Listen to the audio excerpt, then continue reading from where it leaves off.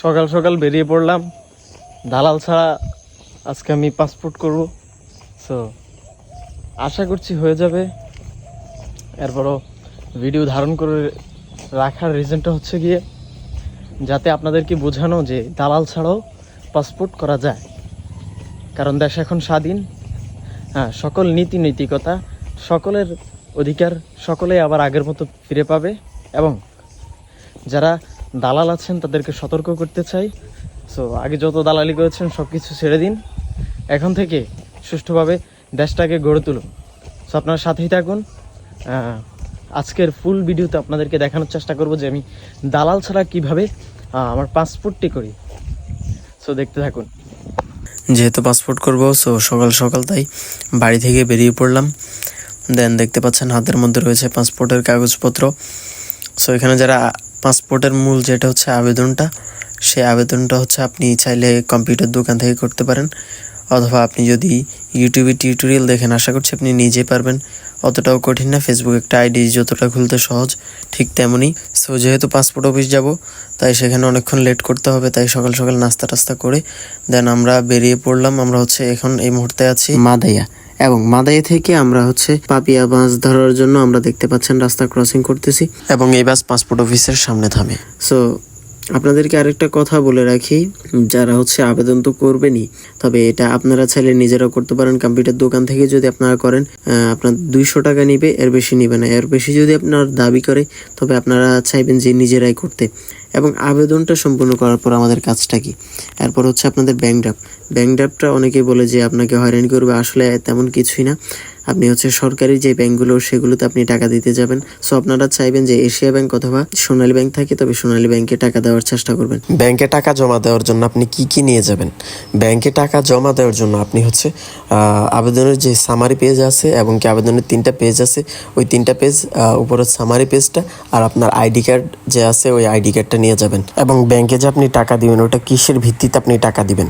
ব্যাংকে যে আপনি ব্যাংক ড্রাফটটা করবেন, সেটা হচ্ছে আপনার ডেলিভারি স্লিপের উপর ভিত্তি করে। আপনি যদি রেগুলার ডেলিভারি দিয়ে থাকেন, তবে আপনার 5,700 টাকা পড়বে, এবং আপনি যদি সুপার এক্সপ্রেস দিয়ে থাকেন, তবে আপনার খরচ পড়বে 8 থেকে 9,000 টাকার মতো।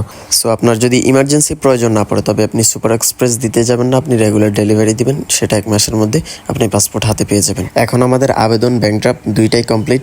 3য় নাম্বার কাজ হচ্ছে আমাদের যে কাগজপত্র আছে সেগুলো গুছিয়ে পাসপোর্ট অফিসে জমা দেওয়া। তো আমাদের কাগজপত্র গোছানোর 1ম নাম্বার হচ্ছে আপনি সামারি পেজটা রাখবেন, 2য় নাম্বারে টাকা জমা দেওয়ার যে রসিদ আছে সেটা রাখবেন, এবং 3য় নাম্বারে হচ্ছে আপনার যেই আবেদনের 3টা পেজ রাখবেন, এবং কি 4র্থ নাম্বারে আপনি যেই এলাকার বাসিন্দা সেখানে চেয়ারম্যান সার্টিফিকেট একটা রাখবেন, এবং 5ম নাম্বার হচ্ছে আপনার যে আইডি কার্ড আছে, ওই আইডি কার্ডের একটা ফটোকপি রাখবেন। এবং আপনার আইডি কার্ড যদি না থাকে, তবে আপনার যেই জন্ম নিবন্ধন আছে, আপনার বাবা মায়ের আইডি কার্ডের ফটোকপি, এই 3টা জিনিস আপনি রাখবেন। সো দ্যাটস ইট, এতটুকুই। এরপর হচ্ছে লাস্ট নাম্বার, আপনার যেই কারেন্ট বিলের কাগজ আছে, ওই কারেন্ট বিলের একটা কাগজ রাখবেন।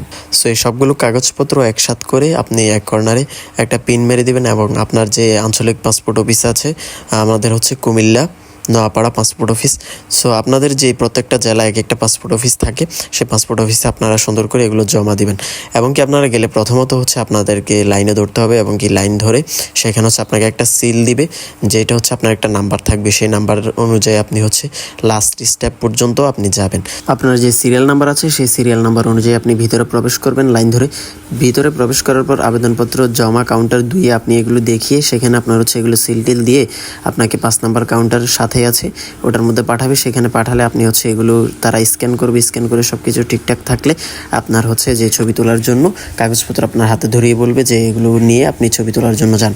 সো আপনি ছবি তোলার জন্য 102 নাম্বার কক্ষে যাবেন। ছবি তোলার পর আপনার ফিঙ্গারপ্রিন্ট সবকিছু এগুলো কমপ্লিট করার পর আপনাকে ডেলিভারি স্লিপ দিয়ে দিবে, এবং আপনি যে কন্ট্যাক্ট নাম্বার দিয়েছিলেন, সেই কন্ট্যাক্ট নাম্বারও হচ্ছে 10 দিনের মাথায় একটা কল যাবে পুলিশ ভেরিফিকেশনের জন্য।